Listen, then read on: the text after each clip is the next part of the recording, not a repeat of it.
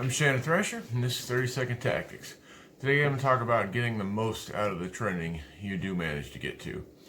A lot of us are always striving to get more training, wishing we got more. Sometimes it's a struggle. Sometimes you have to sponsor yourself. Your department won't send you. But you finally get that class you want. You're ready to go. Let's make the most of it. Couple points. First thing I would say, be early to the training. You've all been to that class where a guy walks in at 1 minute to 8 or 1 minute after or whatever you're supposed to be there, and it just disturbs the flow of the class. It's unprofessional. So be early. If it's an out-of-town location, consider going up the night before, getting your hotel room, getting a good night's sleep, instead of driving 2 or 3 hours early in the morning to get there on time. Especially if you can go the night before, scout the locations, go to your hotel, settle in. Go to the location where the training's going to be. Maybe it's a couple different locations. Maybe there's a police department you're meeting at, and there's a range you're going to if it's a firearms class. Scout these locations out. Don't be that one guy in the class that the instructor has to spend extra time with just getting into the right place. Just be prepared. Be ready. Show up. If it's a classroom class, make sure you have pens, pencils, note-taking materials, anything like that. If it's a shoot 'em up class, make sure if the requirements are your pistol and a duty holster and 3 magazines, don't show up with 2 magazines. Don't show up with 300 rounds to a 500 round class and then complain halfway through, oh, I'm running out of ammo. They set up the parameters for the class. You wanted to go to the class, you or your department paid to go to the class, put forth the effort. You'll have a better time if you're not stressed out over, I'm about to run out of ammo, I didn't bring the right equipment.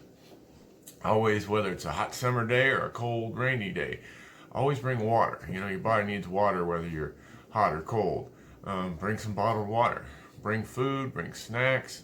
Again, if you're sitting through 8 hours of death by PowerPoint, the last thing you need to do is be, losing your concentration because you're hungry or you're thirsty. Simple stuff like that. Again, if it's going to be an outdoor class, like on a range or something, don't forget to bring some sunscreen. Some days, even in an overcast day, even if you're that guy that doesn't really sunburn too easy, you stand on the range with the sun on your neck for 8 hours and you're probably going to sunburn. And then if it's a multi-day class, the next day, you're going to be miserable. You're going to be worried about your sunburn and not worried about absorbing the training. Same thing with some insect repellent. Depending on where you are in the nation and what time of the year you are, mosquitoes and other bugs can just ruin your day. Especially if, if it's any kind of outdoor class or anything. Proper clothing. Again, for outdoor classes. If it rains and you're soaking wet without a raincoat, are you getting any training value out of that? Or are you just complaining out loud and to yourself the whole time about how much you'd rather have a raincoat?